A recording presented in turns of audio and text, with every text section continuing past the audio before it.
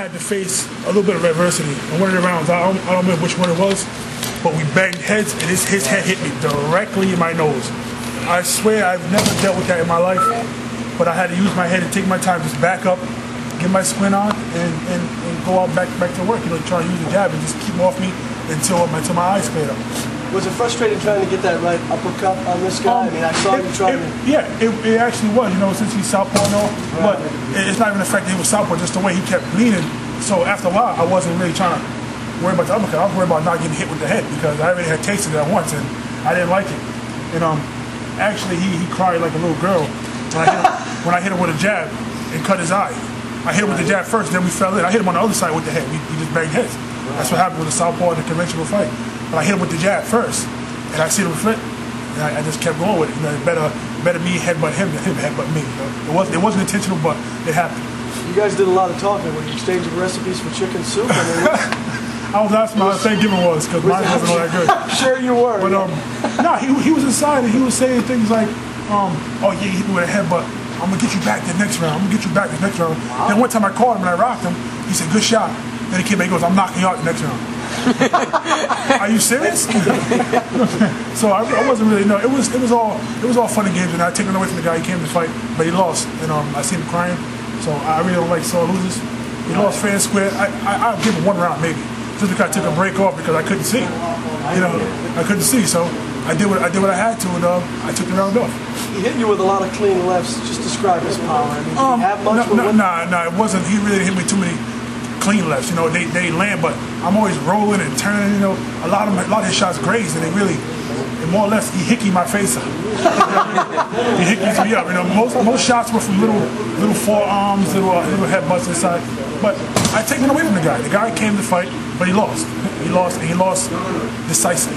You know, it wasn't like it was any gift or anything. I beat him. I beat him fair and square. I'll give him 1 round out of 8. Your hand speed must have affected him. Did you notice that at some point? I mean, you were throwing a lot of combinations. Yeah. More so, in my opinion, than usual. I actually watched him fight. He likes to try to steal around sometimes. So we worked on that back in the gym. You know, between me, my second, Ernest Shelton, and my dad, we worked on that in the gym. You know, to make sure he does not steal around. Even though up until maybe the day before yesterday, I still thought I was fighting Castillo. Because I didn't know this guy disappeared. They had to baby him to keep him here from disappearing again. So, it was a good fight though. All jokes aside, it was a good fight. It was good competition. I like competition. I was a little more rough tonight than I usually am, but that was because people question me sometimes because I like to clown people and make them look stupid. So tonight, I decided. When it gets rough out there, I got to show them what I'm made of. I got to show everybody what I'm made of, and I showed them. Do you think you should make a conscious effort to let your hands go more? You're such a more exciting fighter. When you do, and that's what people want. I'm sure you realize that. I can't be the only one that's saying this. Sometimes I want to, but that's only if the person makes me. If I can sit back and pop them all day and make the fight easy, I don't care if it's boring. To be honest with you, if I'm not getting hit and I'm outclassing the guy, then that's what it is. But he came to fight.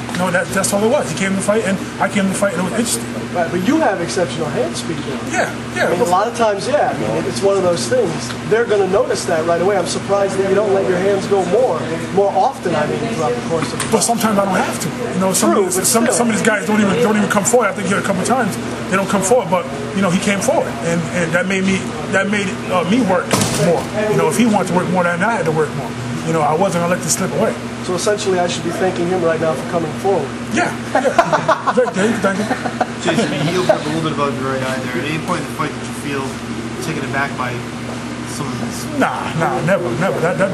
That type of little thing doesn't even bother me. Today, actually, the nose bothered me a little bit more. The fact that I've never been hit with a clean headbutt directly to the nose. Especially in a fight, I've get caught with a couple elbows in a fight where my eyes water a little bit. This was actually kind of stunning. Kind of I never felt it before, and then I had to start taking my time and try to, you know, work with it a little bit. But it was all fun out there to me. I loved it.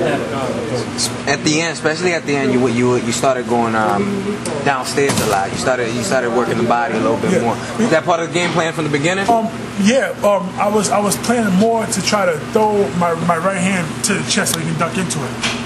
But I kind of got away from that, you know, for a second there. You know, just it really only thing that changed this fight and changed for me, like maybe even stopping him, was that headbutt.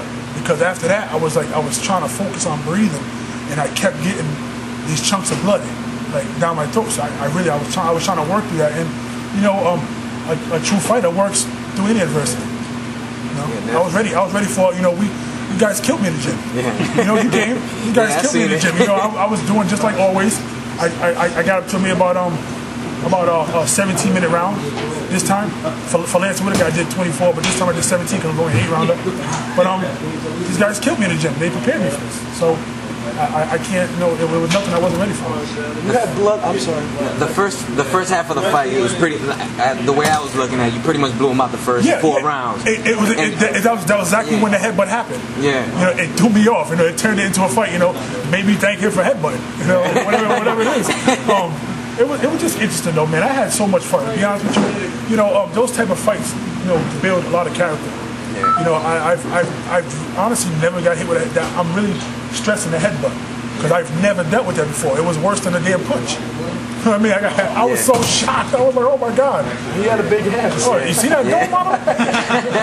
That ain't gonna tickle him. He's probably about 6'2", but he had a 7'3" man's head. Is there anything you want to say to the heavyweight division right now? Anything? Not a thing. You know, these guys, they're watching. I don't have to. My performance speaks for itself. Every time I fight, regardless, you have people criticize, but you're always gonna have that. You know, they know. You know, you can only fool yourself. You know what I mean? You can't fool anybody else, man. Regardless of what anybody says, any criticism I have, it doesn't really mean anything. I continue to prove people wrong. Jason, who's your biggest critic? AJ Vitone? Oh, nah. Me and AJ go way back. I don't know who my biggest critic is. You know, I think it's some of those internet geeks. He doesn't want me in the ring, Kurt. Let's just put it that way. It might be some of those internet geeks, those guys who are thugs on a keyboard. You know, these guys that got picked on in high school and elementary school, got their lunch taken. You know, probably some guys I took their lunch, but you know, it's just the way it is. You're gonna have people who love you, and you're gonna have people who hate you. You know, that comes with the territory. I'm kind of used to it now. I've been getting this since I was 6 when I first started boxing. You know, so it really doesn't mean anything to me. But I'm glad it was a good victory for me. It was a great fight. You know, a great learning experience. You know, if I get hit with a headbutt again, you know, I'll be able to even shake it off even faster. Jason, I imagine that Walker Arreola fight presents of some interest to you. You plan on catching a replay of that? That fight don't interest me at all. Those guys. I don't know. Does anybody know who won? Those guys really don't interest me at all. Well, I know you wanted to fight. You wanted to fight Walker again. Yeah. I wanted to fight Walker and I wanted to fight Arreola, but you know, whatever happens between these guys. I'm not even gonna keep wasting my breath even talking about these guys because all I'm doing is making them more known. You keep talking about clowns, then they become kings. So you were bleeding inside the mouth from the 4th round on? Yeah, basically, yeah. Because you were swallowing. I kept swallowing it. I wouldn't know. I'm not into all that spitting and showing blood all over the place. It's not really my thing. You know, I try to hold like everything. A vampire in the last. Yeah, I was sucking it in, sucking it all in, swallowing it, everything. I'm good though. I'm good. I'm happy. You know what I mean? So it really, you know, it was all good and fun. I had a fun time with it. And I hope everybody else, you know, enjoyed it.